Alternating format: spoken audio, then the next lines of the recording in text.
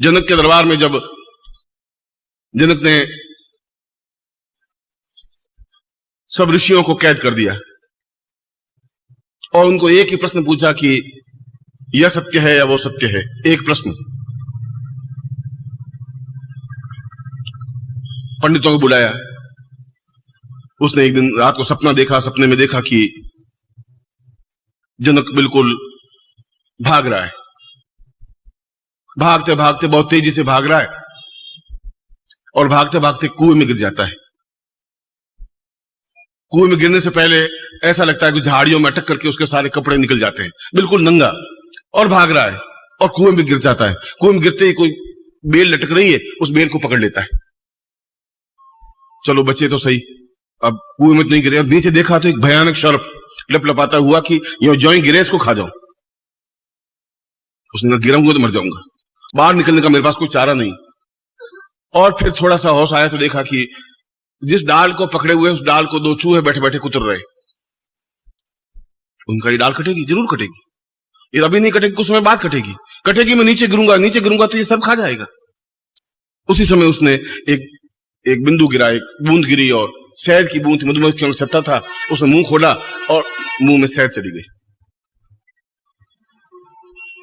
और कुछ समय बाद एकदम से डाल टूटती है, डाल हाथ से छूटती है, वो नीचे गिरता है और आंख खुल जाती है।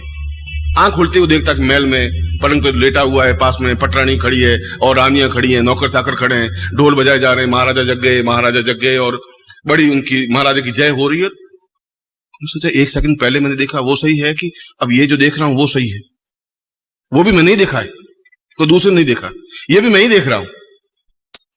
इन दोनों में से एक सत्य हो सकता है, या तो ये नाच गाना हो, हल्ला हंसा, ये पटरानियां रानियां धन वैभव ऐश्वर्य, या तो ये सही है वहां कपड़े ही पहने हुए नहीं और मैं गिर रहा हूं। उन्होंने पंडितों को बुलाया। उसने कहा कि बस मुझे दरबार में गया, दरबार में जाकर के पंडितों को बुलाया, तो मैं जानना चाहता हूं कि ये सत्य है या वो सत्य है। पंडित को पूरी बात तो बताओ, क्या सत्य है? उनका पूरी बात मुझे मालूम होती, मैं तुझसे पूछ रही क्यों? मुझे इतनी बताना कि सत्य कौन सा है, वो सत्य है कि ये सत्य है। पंडित जवाब दे ही नहीं पाए। क्या जवाब देते? अधूरी बात का जवाब भी क्या होता? पंडित तो जितना ज्ञान होता है वो पंडित तो इसलिए पंडित हुए कि पंडितों के घर में पैदा हो गए, बस पंडित घर में पैदा हुआ वो पंडित। राजा ने कहा इसको कैद कर लो, ये सब आटा खाते हैं घर का और 3-3 पीढ़ियों से आटा खा खा करके बर्बाद कर दिया है, कुछ ज्ञान, कोई चिंतन, कोई अर्थ नहीं मेरा, मैं पूछ रहा हूं उसका जवाब नहीं है। उनको कैद कर दिया। जो भी ऋषि या पंडित आते गए यही प्रश्न पूछते गए, प्रश्न का जवाब नहीं, कैद खाने में। उनको वहां रोटियां मिले, पानी मिले, पर कैद खाने में।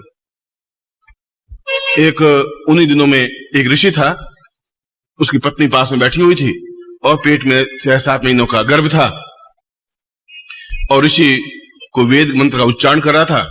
उच्चारण करते करते कुछ गलत बोल गया, वेद मंत्र सही बोला नहीं बोला, तो पेट में जो बच्चा बैठा था उसने हुंकार भरी जोर से, यानी तुम गलत बोल रहा है। बाप को बड़ा क्रोध आया, साला पेट में अभी से ये हाल है, पैदा होने के बाद तो क्या करेगा मेरा, और जोर से लात मारी और पत्नी के पेट पर, और गुस्से में जिन्न के दरबार में चला गया। जिन्न ने उससे भी वही प्रश्न किया।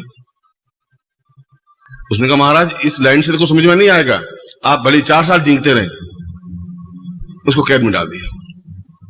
वो बालक पैदा हुआ, बड़ा हुआ, 5 साल का हुआ, यज्ञ संस्कार करने लगे तो पूछा कि कोता आता हो, तुम्हारे पिता कौन है? तो पिता को मैंने देखा ही नहीं, कौन पिता है मुझे तो मालूम नहीं। उसने मां को जाके पूछा कि मेरे गुरु पूछ रहे हैं, जो यज्ञ पे संस्कार कर रहे हैं, वो पूछ रहे हैं कि मेरे पिता कौन है और कहां है, या मैं और संतान हूं, मेरे पिता है ही नहीं, तुम्हें पता नहीं है। उन्हें इतनी गाली देने की जरूरत नहीं है, और मैं तुम्हें बताना नहीं चाहती थी, तो मेरे पिता तो जन्नत के दरबार में कैद है। क्यों? उनका ये तो मुझे मालूम नहीं, पर आज 4 साल हो गए, तेरे जन्म से पहले ही चले गए थे, वापिस आए ही नहीं।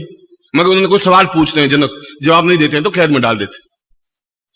उस लात मारने से वो जब पैदा हुआ तो 8 जगह से टेढ़ा मेढ़ा था, इसलिए उसका नाम रखा गया अष्टावक्र।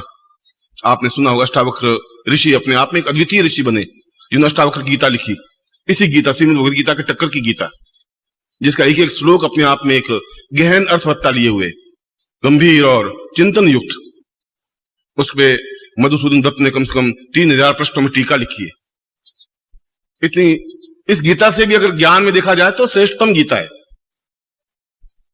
वो जनक के दरबार में गए, एक 5 साल का बालक, एक लंगोटी पहनी हुई, सारा शरीर खुला।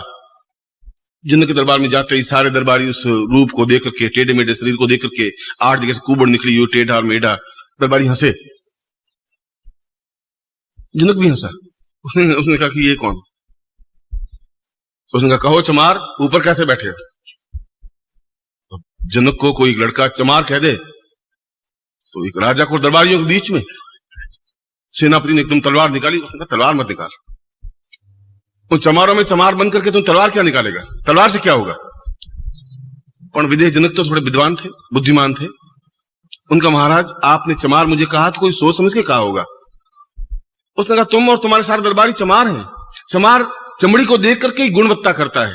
तुमने भी मेरी चमड़ी को देखा और चमड़ी को देख करके तुम हंसे। मेरे ज्ञान को तुमने देखा ही नहीं। तुम्हारी परख तो मेरी चमड़ी तक है, तो चमार के अलावा तुम्हारी क्या विशेषता हो सकती है? मेरे गुण को बात करते, मेरे शरीर और मेरी आकृति और मेरे चमड़े को देख करके और चमड़ी को देख करके तुम क्या सोच रहे?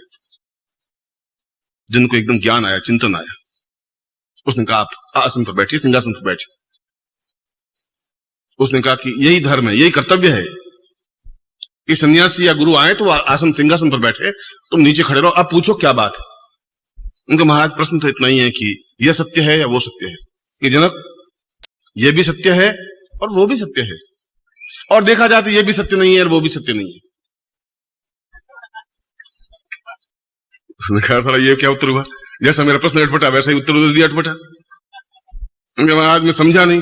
उनका, तेरी बात भी लोग समझे नहीं थी, अब तुम समझेगा कहां से? चमार कहां तक समझेगा? दीक्षा ले, पहले ज्ञान चिंतन ले, विचारधारा ले।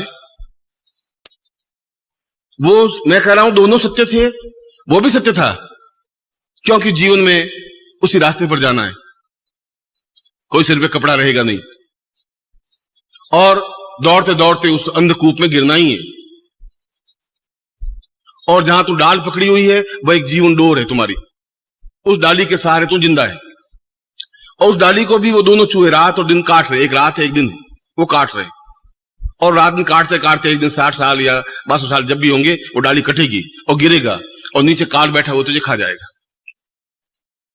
और ये तेरी तृष्णा है, वासना है, वो बूंद गिर रही है शहद की, वो एक वासना है जिसके भरोसे तुम जिंदा है। धन की तृष्णा, उस वो तृष्णा है, इसलिए वो सत्य है। जो ऐसा हो रहा है ऐसा ही होगा, ये तो होना ही है। मगर ये भी सत्य है जो तुम पटना देख रहा है, रानी देख रहा है, धन वैभव ऐश्वर्य, ये भी सत्य है, मगर ये भी रहने वाला नहीं है, इसलिए ये भी असत्य है। और यदि तुम अपने जीवन को अभी से ऊंचा उठा दे तो वो भी नहीं हो सकता, क्योंकि मृत्यु हो ही नहीं सकती। दोनों बातें सही है।